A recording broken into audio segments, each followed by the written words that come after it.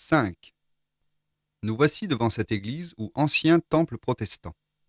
Je préfère vous laisser avec mon épouse qui, bien plus pieuse que moi, saura vous présenter ce monument. Je vais vous guider. Ce temple protestant a été érigé au cœur de la ville en 1611 par Jacques de Durfort, marquis et seigneur de Duras. Une famille de fervents protestants. Son père fut nommé par Jeanne d'Albret en 1562 au poste de commandant de la Basse-Guyenne. Il mourut le 12 mars 1563 sur le champ de bataille à Orléans contre les catholiques. Son arrière-petit-fils, Jacques-Henri, fait faire de nombreux travaux au niveau des jardins du château en 1650.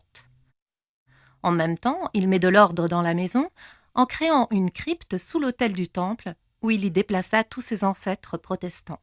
Le célèbre Jacques-Henri, marquis de Duras, fut élevé par Louis XIV au rang de duc de Duras en 1689.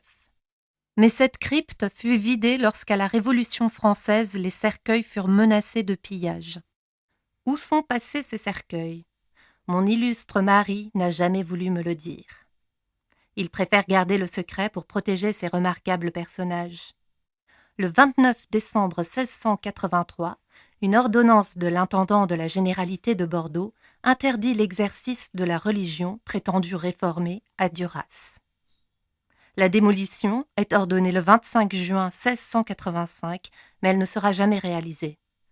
Le 14 septembre 1685, à peu près un mois avant la révocation de l'édit de Nantes, les catholiques prennent possession du temple, qui devient donc la nouvelle église placée sous le patronage de Sainte Marie-Madeleine, en souvenir d'une ancienne chapelle située près du château. Les catholiques sont mécontents de leur nouvelle église.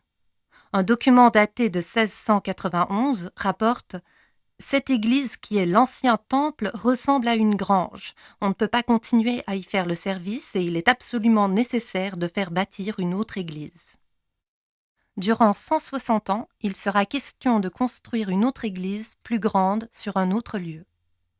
Mais au final, entre 1823 et 1825, l'église est refaite sur le même lieu en conservant la forme de l'ancien temple.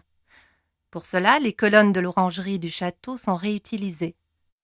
En 1933, Giovanni Massutti introduit dans cette église des décors inspirés par ceux qu'il a pu voir ou lui-même réaliser en Italie, ce qui était inédit à l'époque dans la région et ce qui a largement contribué à sa notoriété.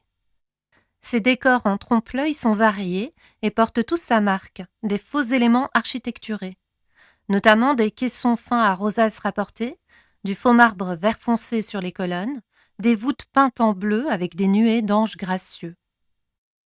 Giovanni Massutti a représenté directement sur le mur les évangélistes.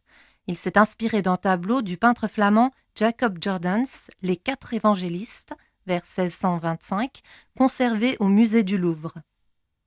Sur une longueur de 2,86 m et une largeur de 1,42 m, il a copié un tableau du peintre allemand Heinrich Hoffmann, Jésus au jardin de Gethsémani en 1890, actuellement conservé à l'église de Riverside à New York.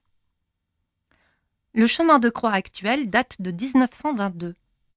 L'église compte 8 vitraux. Le premier dans le chœur, le Christ entouré de sa mère, de Jean et de Marie-Madeleine.